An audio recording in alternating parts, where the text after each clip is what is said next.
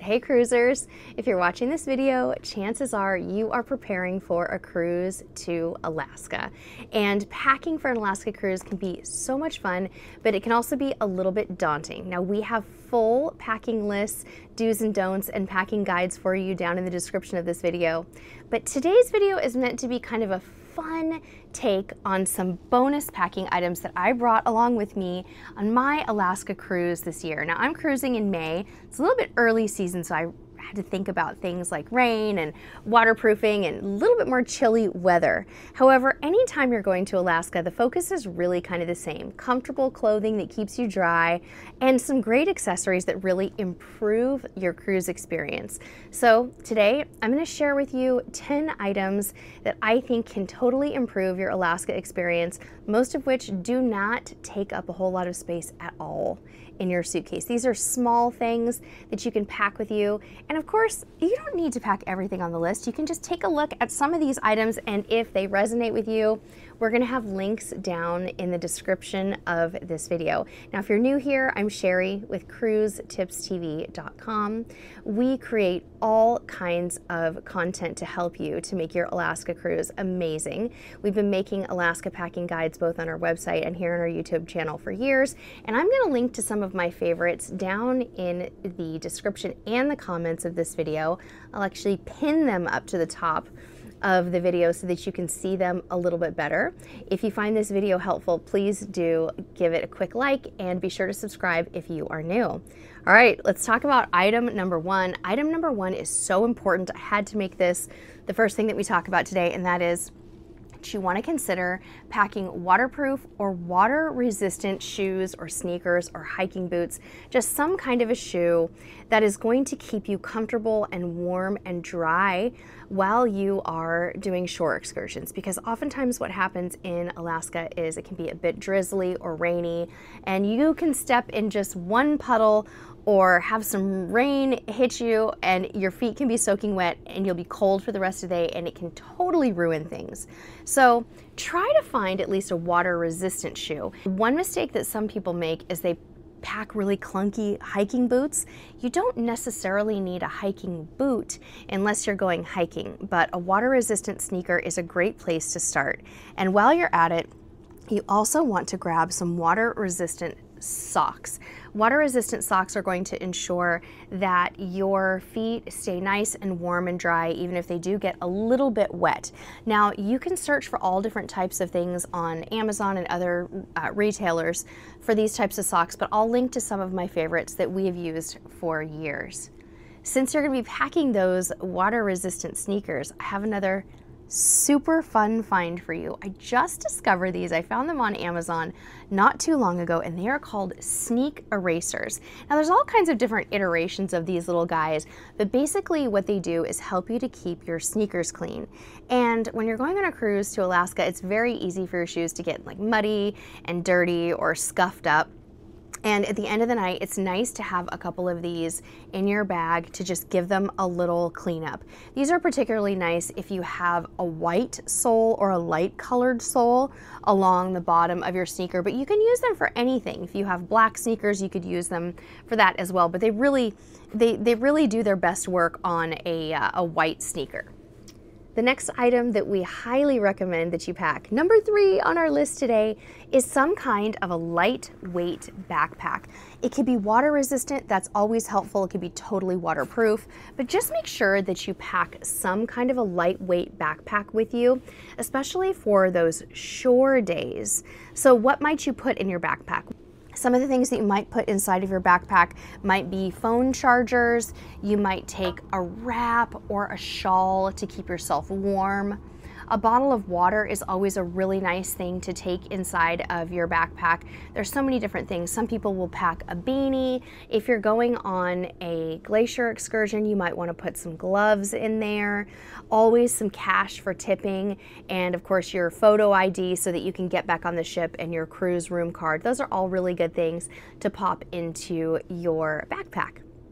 This is a brand new find. This is a cool Amazon find that I've packed with me for this trip, and I can't wait to give this a try for our Glacier Day. These are called hand warmers. They're these individual, ready-to-use, air-activated little warmers, and they conduct natural heat. And if you're just a little bit chilly, maybe you decided you didn't want to pack gloves. I actually did that on this particular cruise. I decided not to pack gloves. So I thought, you know, I'm just gonna pop these in my pockets if I get cold, and they'll keep my hands warm. These are a fun find and something that I don't think I've ever taken to Alaska before.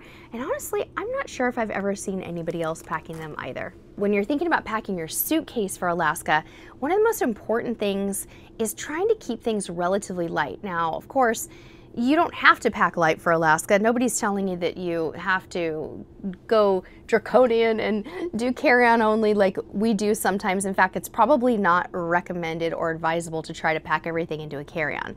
But you can pack a little bit lighter by using what's called a compression packing cube.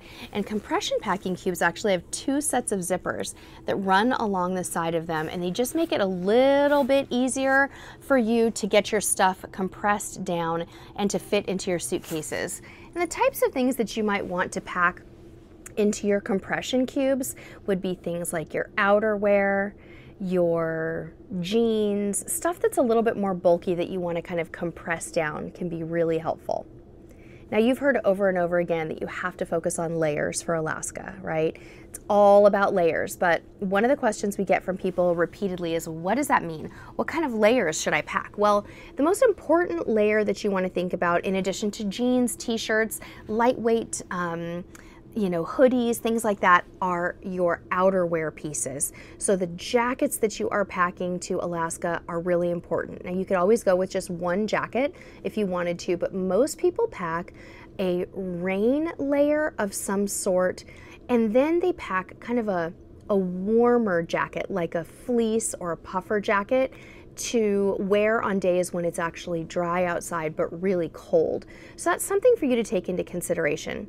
I also like to pack a fleece layer, like a lightweight fleece layer that can be layered underneath my raincoat or can be worn around the ship on chilly mornings. You might find that, like, when you go up for breakfast in the morning, you want to wear something kind of warm and cozy, because let's just say you're going to the buffet and you're walking in the doors to the buffet, but the pool is just outside the buffet. Sometimes you get that whoosh of really cold air, and it's just so nice to take something warm with you when you're walking around the ship.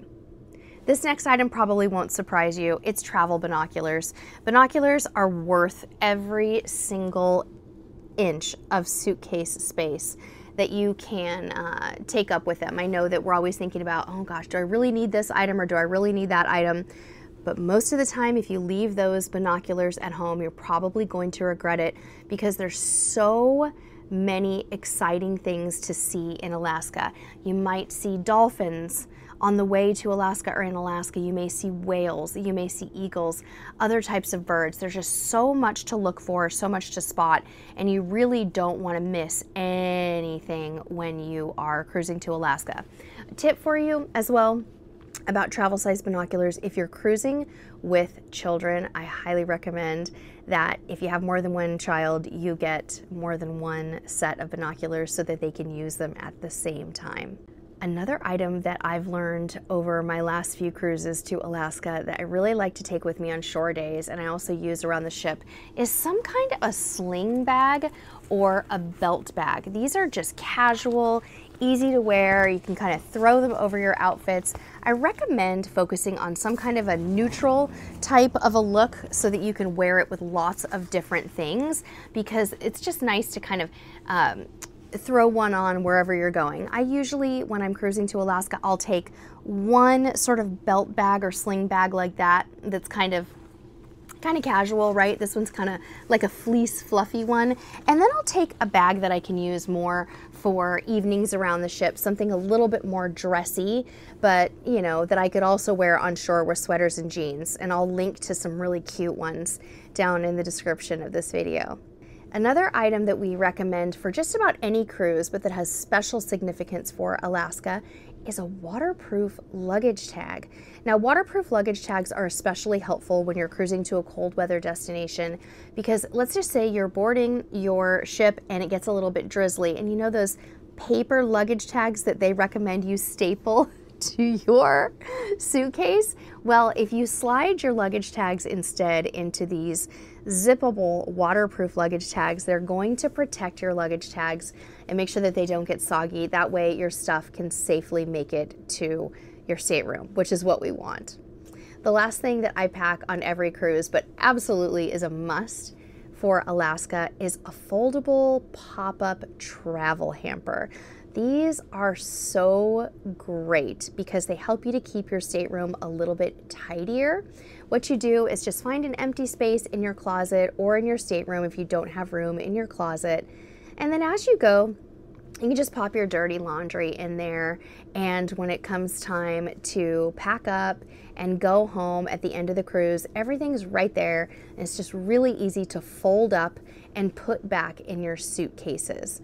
Amazon has these very, very inexpensive choices. There's just about every color on the planet, but I love the more recent one that I bought this year that has the green leaves on it. I think it's really nice, and for some reason it just feels like an extra sturdy hamper for me. So as I mentioned earlier, we have lots and lots of Alaska packing resources for you. We have a full Alaska packing list. We have an Alaska packing do's and don'ts article on our website that's amazing that I'm going to link to. We also have a wall mount itinerary that you can customize so that when you're going on a cruise, if you want to hang your itinerary up on your wall with your magnets, you can just pop one right up there and see where you're going every day. It's the coolest thing to be able to kind of track your progress. You can even write little notes on your itinerary, and it's totally customizable. It's just a doc that you can fill in and kind of make it your own. I also have a discount on some fun magnets that you can customize for your Alaska cruise as well. You can put your family's name on them. You can do just about anything you would like with Magical Day Creations magnets, so I'll make sure that you all get a link to that. I'd also love to hear from you. What are some items that you pack for an Alaska cruise that are kind of genius items? Let's go ahead and help people out in the comments. And don't forget, folks, this is just a fun video with some of the things you need for Alaska. We have a comprehensive Alaska packing video down in the comments too. Let us know where you're cruising, what cruise ship you're going to be on, and what your itinerary is like. And until next time, we'll see you on the high seas.